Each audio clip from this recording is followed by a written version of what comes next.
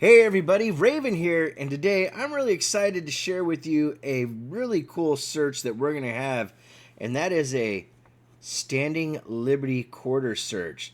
These are the key dates we're looking for: 1916, 1918S, 8 over 7, which would be unbelievable if we ever got one of those, a 1920D, 21, 23S, 24D, 27D, and S. These are the ones that are considered key dates slash semi key dates as far as where SLQs are concerned, and the total run of SLQs was a total of 15 years. And so that's a rather short run of time for any coin in US circulation, and it's just different that they do that from time to time. You know, the Washington quarter has been in circulation since 1932. So, you know, it's one of those things that really is kind of shocking. But hey, what do you do, right? So let's get into this. I have a bag sitting here in front of me, and I don't know the actual count in here. So one of the things that'd be kind of fun is for you guys to maybe guess how many quarters we have, and then I'll be back in a little bit after I stack these all up, and we'll see what the exact count ends up being. But if you can guess, put a comment down below and let us know what your best guess is, because this is an impressive stack of all SLQs, my friends. Ravenhawk Coins, stay tuned. All right, ladies and gentlemen, we got our piles together. We put them in $5 stacks, and we ended up with $88.50 in face value of all Standing Liberty quarters. Now we're going to go through these and hopefully find some really cool stuff, my friends. I'm very excited about doing this, and it's a pretty rare opportunity to be able to get to do this exact kind of search. So, you know, make sure you develop those relationships. A big shout out to my friend that allows me to go through his collection and do these things. It really does mean a lot, and I wouldn't be able to do that had I not developed a good relationship. And that is key to being a coin collector and a collector of almost anything that is collectible. If you're trying to be in certain forums and whatnot, it is something that is very valuable to learn how to, you know, develop a relationship and trust within one another, because when you do, you can do some really cool things.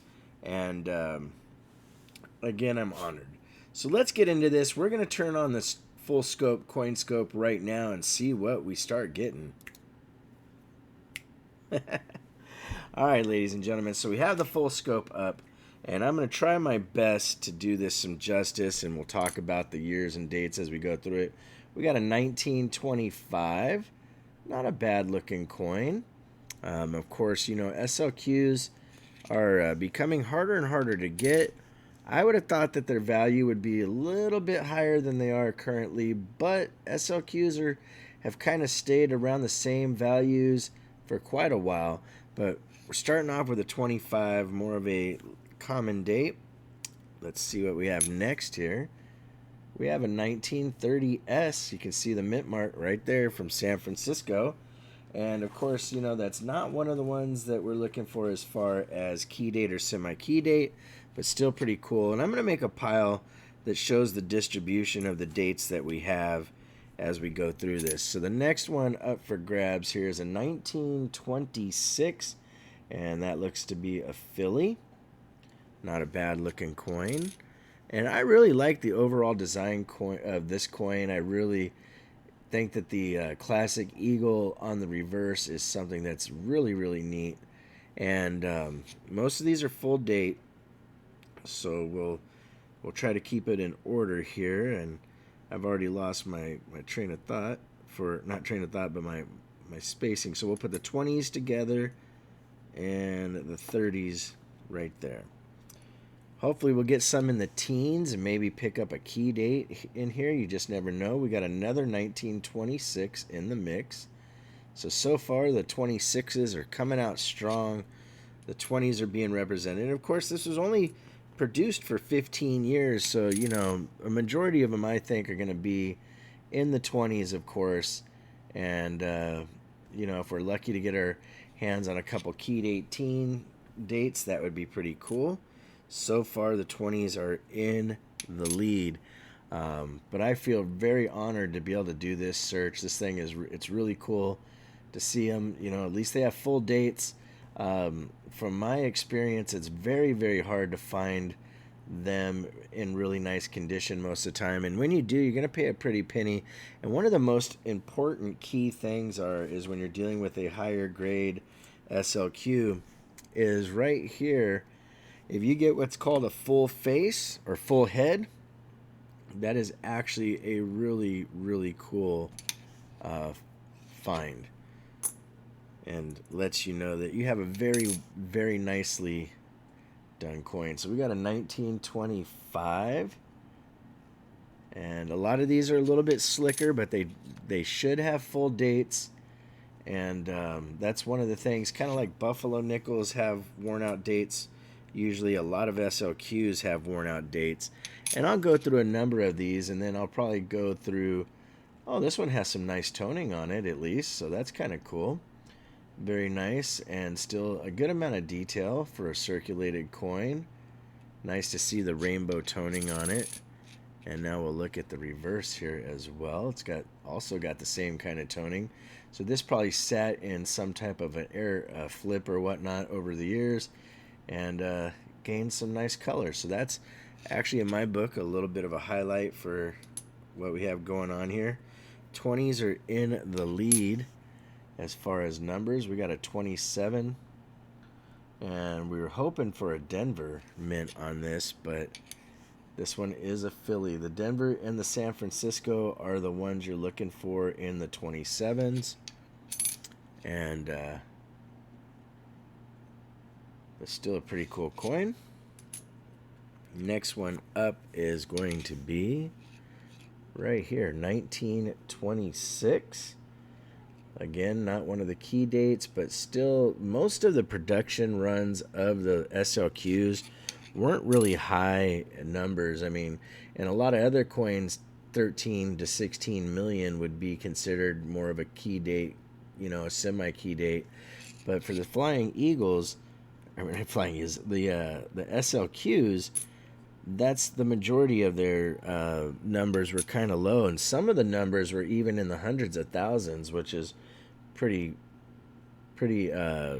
crazy if you think about it, you know.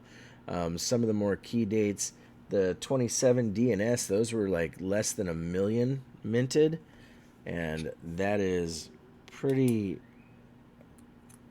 low numbers for something that is quarters are used so much in commerce that, you know, normally the amount of quarters that are minted is quite substantial, especially anything that's a Washington quarter. The numbers are just crazy.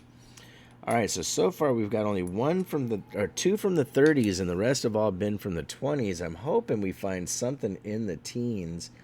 Here we got a 28. Looking great. That one actually has some nice detail still left in it.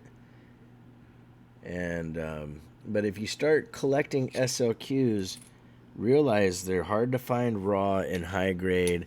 Your best bet is to probably look for some slab stuff, because that guarantees that it's an actual, you know, coin, as well as you have the grading right there. Nobody can really argue against NGC or PCGS for that matter.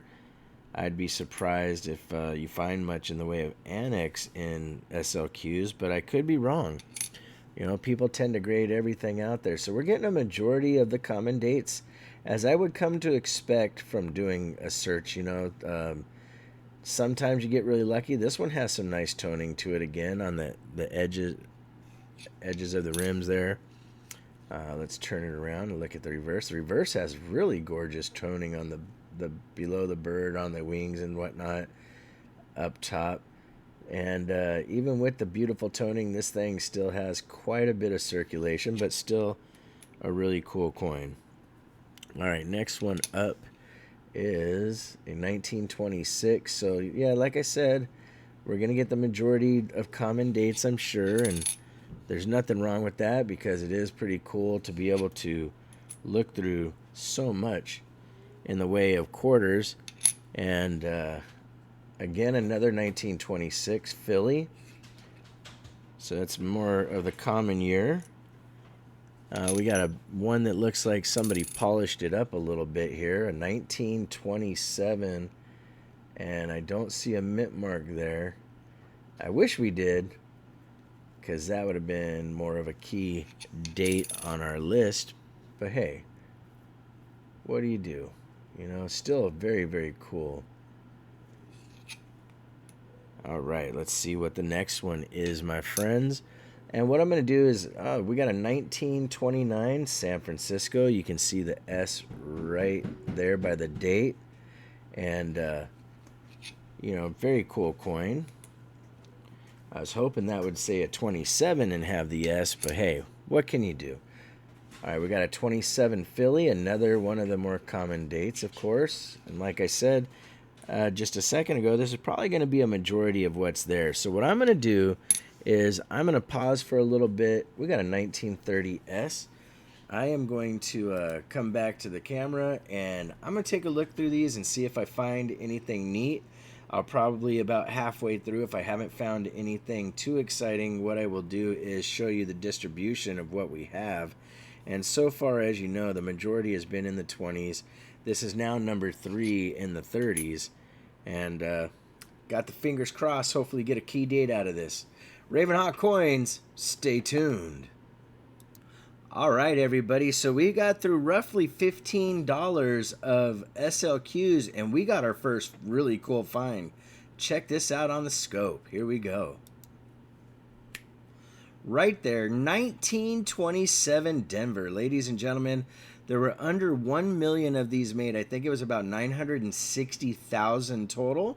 So in G4, this is like a $10, $15 coin, if I remember off the top of my head properly. But no matter what, we finally got our first cool key date find in this group. So this is one that's definitely going to be put to the side as far as what we found that's cool. And right now, you see right here, this is all 20s and our tiny little stack of 30s. And I just found it here. These are some more 20s to go in the stack. And I'm really excited. That is very, very cool to find that in the first 15 bucks. So we're going to look some more. We'll come back and we get some more finds. Ravenhawk Coins, stay tuned. All right, ladies and gentlemen, as you can see, we've gotten through pretty much half, and we've got $10, $20, $30, $40.25 in the 20s. We only have $5 here, and we're probably about $2.50, so $7.50 in 30s. We got the one really amazing find with the 27D, but other than that, so far, nothing else to highlight. But we'll go through a couple more under the scope together. Maybe we'll get lucky and find something. But either way, this is a really fun search to do. Very cool. This one has a little bit of nice toning to it on the obverse there. Would love to see what it looked like back in its glory days, you know. Finding stuff in these bags of 90% stuff, you know. You got to understand that a lot of this stuff has already been looked through at one point or another, but it also goes to show that things can be overlooked, and, you know, you might find a rare gem in the pile. So far, we got just the one. I've been really, really hoping to find something in the early 20s, but the majority has been from 25, 26, 27, Philly, 28, 29, nothing in the early 20s yet, and definitely nothing in the teens, which would be something that would be, you know, epic finds, because most of the teens and the super early 20s are the ones that we're looking for to be key dates, as you know from the list that we went over earlier. But no matter what, I'm having a lot of fun doing this, and to be honest, to find the one that we found so far, I've been really happy, because that's a pretty cool find. And we'll look at a couple more of these together, and then I will go through the rest of the pile, come back, and if I find anything in the meantime, I'll come back and show it to you on film, and if not, we will come back at the end and show the final distribution of everything. But as you can see, as we're going through these, it's 26, 29, 27. We got a couple 30s. There's a 30S. And, you know, it's one of those things that you don't always hit a grand slam, but sometimes you do really well. And I think it's actually a smart thing to invest into things like buying bags of SLQs or Merc Dimes and what have you, in the hopes that you might actually find something that nobody's found in that pile of coins. Here we have something that's completely slicked out, and it's got an S for a mint mark, but you know what? This is an early one, I believe, because it has the